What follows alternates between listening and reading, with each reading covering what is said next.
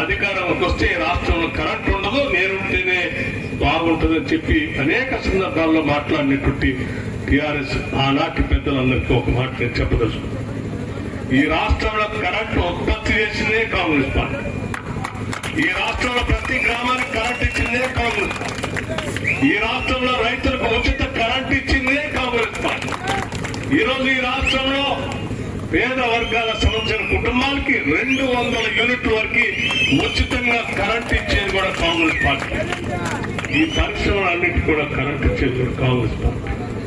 ఎంత డిమాండ్ పెరిగినా ఆ డిమాండ్ సరిపోయే విధంగా ఇటు విద్యుత్ ఉత్పత్తిని చేస్తూనే, అటు రైతులకు ఉచితంగా కరెంట్ ఇస్తూనే, పేదవాళ్ళు అందరికీ 200 యూనిట్లు ఫ్రీగా ఇస్తూనే ఈ రాష్ట్రంలో కరెంటు సక్రమంగా సరఫరా చేసేటువంటి వ్యవస్థని ఈనాటి కాంగ్రెస్ ప్రభుత్వం ప్రజలు చూపిస్తూ ముందుకెళ్తాం.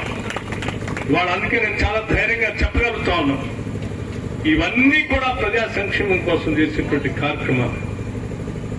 ఇవాళ మనం రాష్ట్ర వ్యాప్తంగా ఉన్నటువంటి ఆర్టీసీ బస్సుల్లో మహిళలు ఎక్కడికి వెళ్ళినా, తల్లులు పిల్లలను చూడటానికి హాస్పిటల్కి వెళ్ళినా, కూరగాయలు కొనుక్కోవటానికి మార్కెట్కి వెళ్ళినా, లేకపోతే వ్యవసాయ పనులు చేసుకోవటానికి పొలాలకు వెళ్ళినా, ఇంకొక పట్టణానికి వెళ్ళినా, మార్కెట్కి వెళ్ళినా, లేకపోతే దేవాలయాలకి, పండగలకి, జాతరలకి, ఇంకో దగ్గరికి వెళ్ళినా ఈరోజు రూపాయి ఖర్చు లేకుండా ఆర్టీసీ బస్సులో ఉచితంగా రాష్ట్ర వ్యాప్తంగా పర్యటన చేసే కార్యక్రమాన్ని ఈ ప్రభుత్వం తీసుకుంది.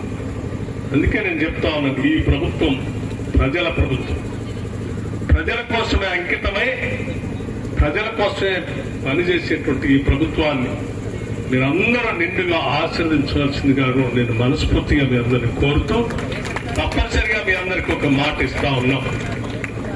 రేషన్ కార్డు గురించి చెప్తా ఉన్నారు మిత్రులు.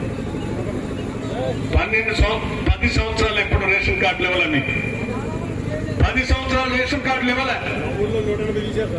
ఇవాళ చూడండి, గతంలో ఉన్న రేషన్ కార్డులు తొలగిస్తే ఇవాళ రాష్ట్ర వ్యాప్తంగా రేషన్ కార్డులు పెద్ద ఎత్తున అర్హత ఉన్నటువంటి వాళ్ళందరికీ ఇచ్చి సన్నద్ధం. సంక్షేమం ఈ ప్రభుత్వం, ప్రజల సంక్షేమం ఈ ప్రభుత్వం యొక్క ప్రాథమిక కర్తవ్యం.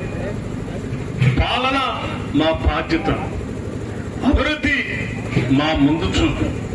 వీటన్నింటినీ కలగలిపి ఈరోజు కాంగ్రెస్ ప్రభుత్వం ప్రజలకు అంకితమై రాష్ట్ర ముఖ్యమంత్రి రేవంత్ రెడ్డి గారు కానీ ఈ కేబినెట్ యావత్తు కూడా, కేబినెట్ లో ఉన్నటువంటి మంత్రులంతా కూడా నిత్యం వారి